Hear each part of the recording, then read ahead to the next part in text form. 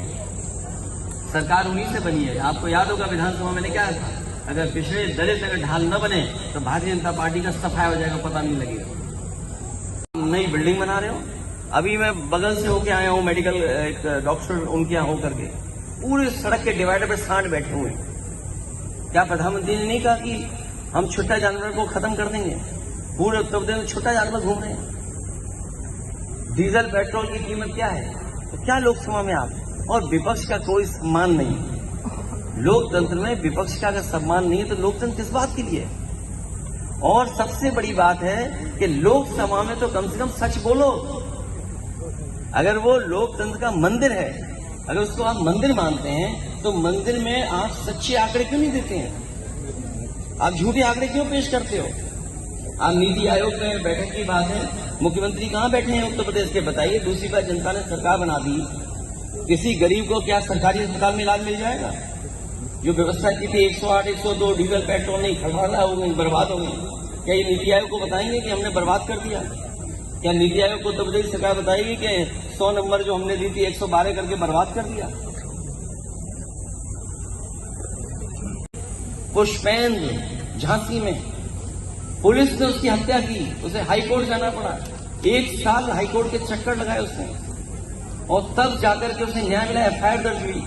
उसकी पत्नी ने आत्महत्या इसलिए कर ली, उसकी पत्नी ने कहा कि मुझे अगर न्याय नहीं मिलेगा तो मैं आत्महत्या कर लूंगी। अगर ये घटनाएं उत्तर प्रदेश में हो रही हैं और आप बड़ी बड़ी संस्था बनाकर के उद्घाटन करके किसको क्या दिखाना चाहते हैं आप? और किसी की तारीख हो, जन्म की तारीख हो, किस पे आप उद्घाटन कर रहे हैं, कोई मतलब नहीं उसका। आप झूठी कहानी कितनी भी पढ़ दो। और आप तो ये भी कहते होंगे कि वो तैर करके पानी से निकल करके आ गए। आप इतिहास पढ़ना, पानी में कहां तैरे थे। सरकार में न्याय न मिले, उस सरकार को सत्ता में रहने का कोई अधिकार नहीं। ये सही है, नफरत फैला करके समय समय पर झूठा प्रचार करके सत्ता में हैं, लेकिन हम समाजवादी लोग आने वाले समय में जनता को जगाएंगे, जागरूक करेंगे, और ऐसे इस सरकार के तमाम फैसले जनता को बता करके इन्हें से सत्ता पे हटाने का काम हम लोग करेंगे।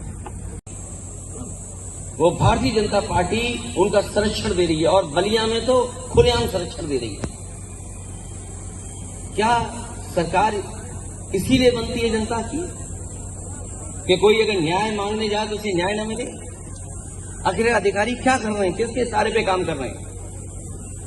केवल चुनाव जिताने के लिए अधिकारी हैं, बेईमानी करने के लिए अधिकारी हैं? क्या ट्रेनिंग में यही सिखाया जाता है कि कैसे आप सरकार या किसी पॉलिटिकल पार्टी को खुशामद करेंगे और उसके पक्ष में माहौल बनाएंगे? हेमंत यादव की घटना ये राजनीतिक घटना है, और एक नौजवान जो आगे बढ़ना चाहता था, सरकार और भारतीय जनता पार्टी के इशारे पर हत्या हुई है। और उनके इशारे पर हत्या नहीं हुई होती तो अपराधी खुलेआम कैसे घूम रहे हैं? जो आईओ है, जो पुलिस देख रही है, वो भेदभाव की जांच कर रही है, और इतना भेदभाव कर रही है जिससे कि न्याय उसको भविष्य में न मिल पाए। मैं व्यक्तिगत जो वकीलों से बात हुई, परिवार के लोगों से बात हुई, मुझे नहीं लगता है ये प्रशासन और आईओ जिस तरह से काम कर रहा है वो कहीं उस परिवार को न्याय मिल पाएगा। यही समझ सकता है कि सरकार जानबूझ करके हत्या करा रही है।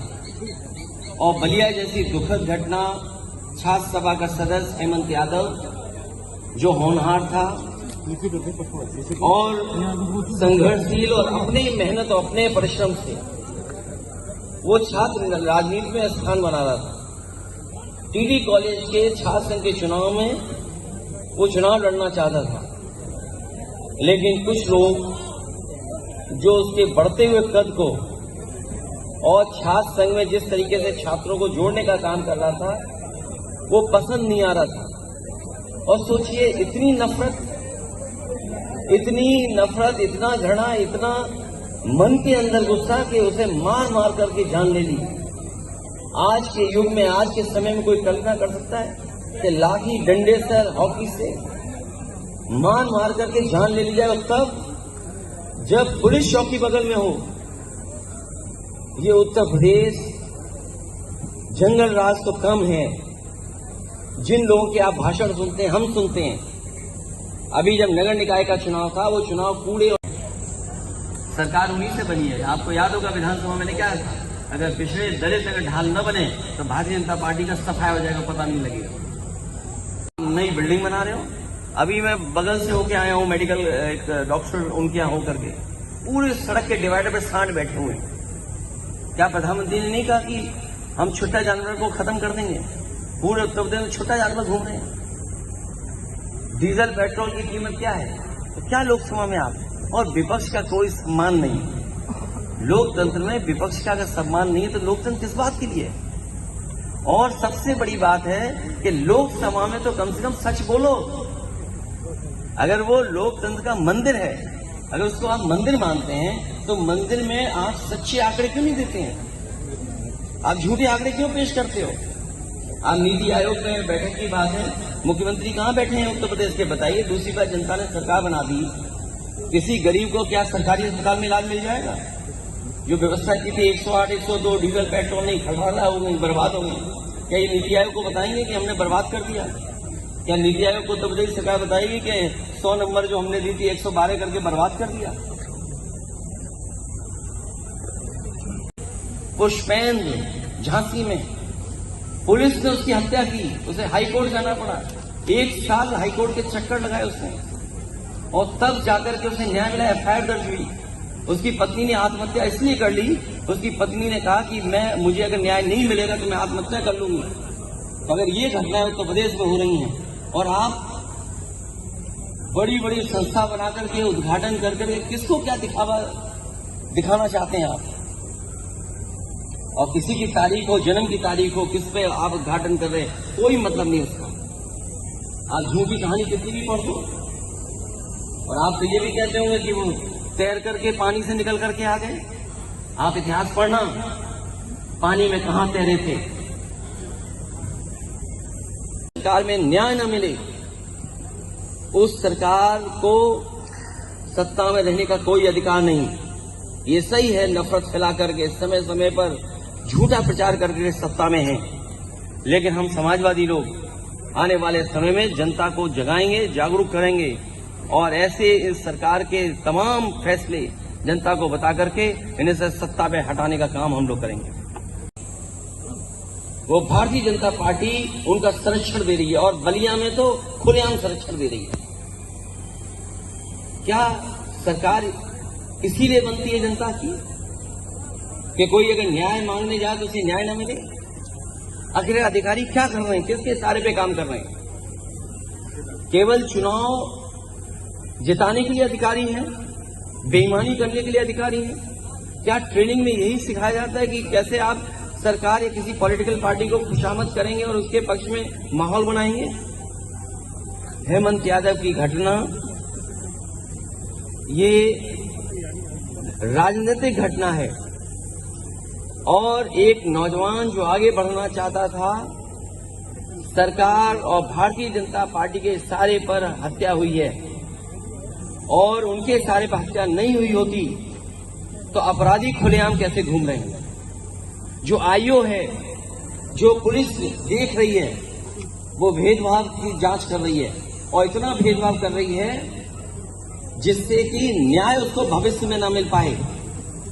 मैं व्यक्तिगत जो वकीलों से बात हुई, परिवार के लोगों से बात हुई, मुझे नहीं लगता है ये प्रशासन और आईओ जिस तरह से काम कर रहा है वो कहीं उस परिवार को न्याय मिल पाएगा। यही समझ सकता है कि सरकार जानबूझ करके हत्या करा रही है।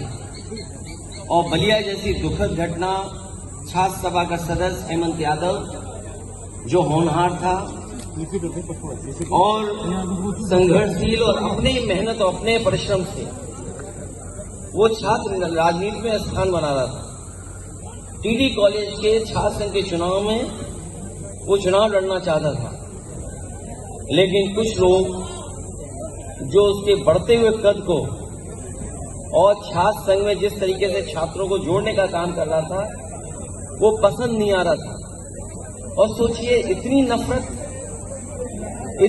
नफरत, इतना घृणा, मन के अंदर गुस्सा कि उसे मार मार करके जान ले ली। आज के युग में, आज के समय में कोई कल्पना कर सकता है कि लाठी डंडे से, हॉकी से मार मार करके जान ले ली जाए, और तब जब पुलिस चौकी बगल में हो। ये उत्तर प्रदेश जंगल राज तो कम है। जिन लोगों के आप भाषण सुनते हैं, हम सुनते हैं। अभी जब नगर निकाय का चुनाव था, वो चुनाव कूड़े